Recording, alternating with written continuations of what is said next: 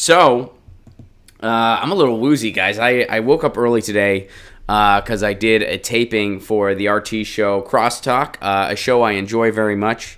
And Peter Lavelle is the host of that, and Peter is awesome. We don't agree on every single issue, but Peter is a good thinker, a good academic, and he hosts a good show where I really like the way we have conversations on that show.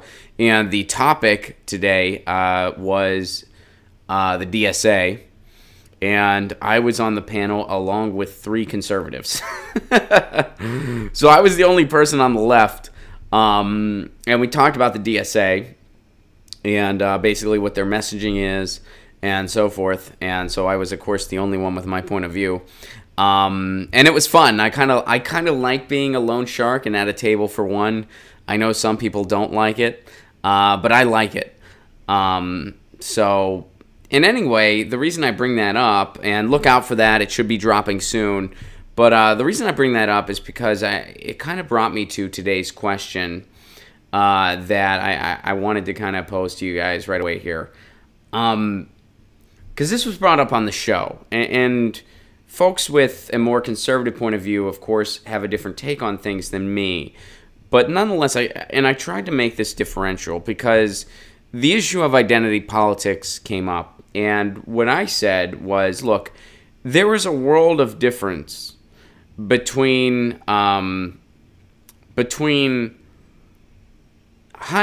identity politics for dishonest means and addressing issues that different communities face.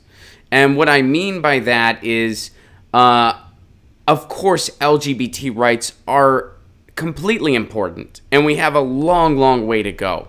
A long way to go. And I'm still learning and evolving just as everybody else is. And what I mean by that is, you know, I'm a straight white guy in America. You know, I want to learn and evolve from other people. And I have a lot of friends and colleagues in the LGBT community, and I learn from them every day, and I'm thankful for it. Issues of gender, issues of race, issues of racism. Of course, this is incredibly important in the contemporary United States. And of course, saying we have a long way to go is an understatement.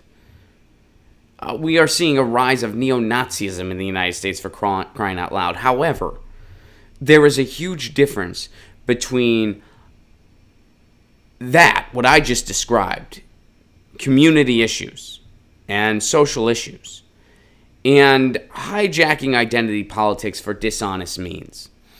And what I mean by the latter, of course, is the Democratic establishment. I mean the establishment that says, oh, you don't like Hillary Clinton? Well, clearly you're a sexist. You don't like Kamala Harris? Well, you're a sexist and a racist. You don't think Rachel Maddow's doing a good job right now? Well, you're a homophobe. That's hijacking identity politics for dishonest means. Because really, what all those players have in common, they are the establishment, and they're pushing the establishment agenda.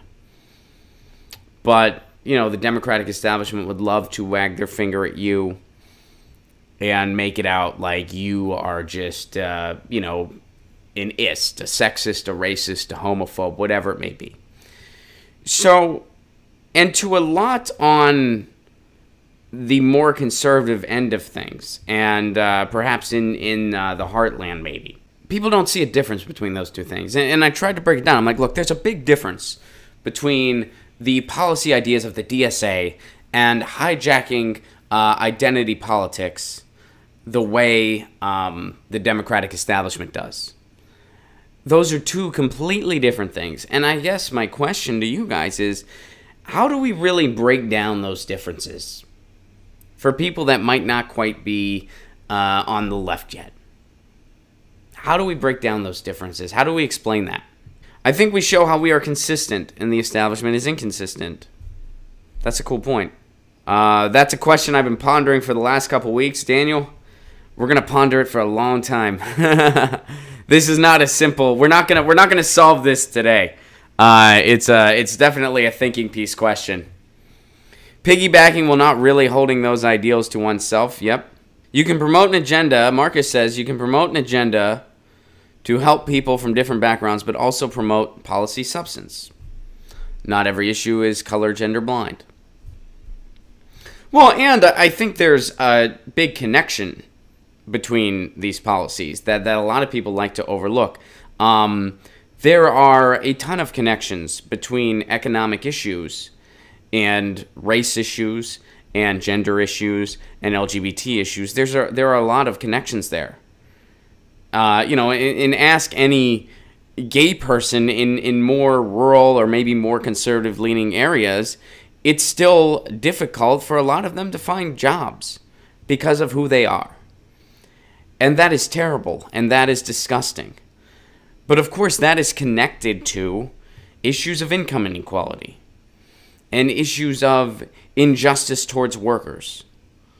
Those are both connected issues. They go hand in hand. They intersect. I'd like to say diplomacy and communication, but we all know how that goes.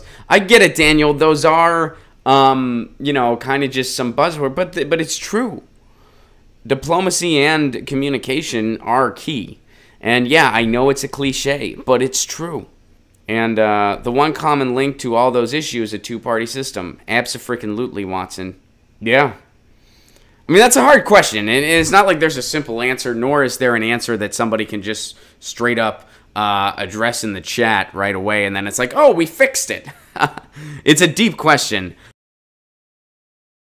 Get your news on with Ron. Don't you want to know what's going on? We're getting our news on today. Get your news on with Ron. Don't you want to know what's going on? We're getting our news on today. You can tweet me an article at Ron Placone. We'll go through it together and make it our own. Get your news on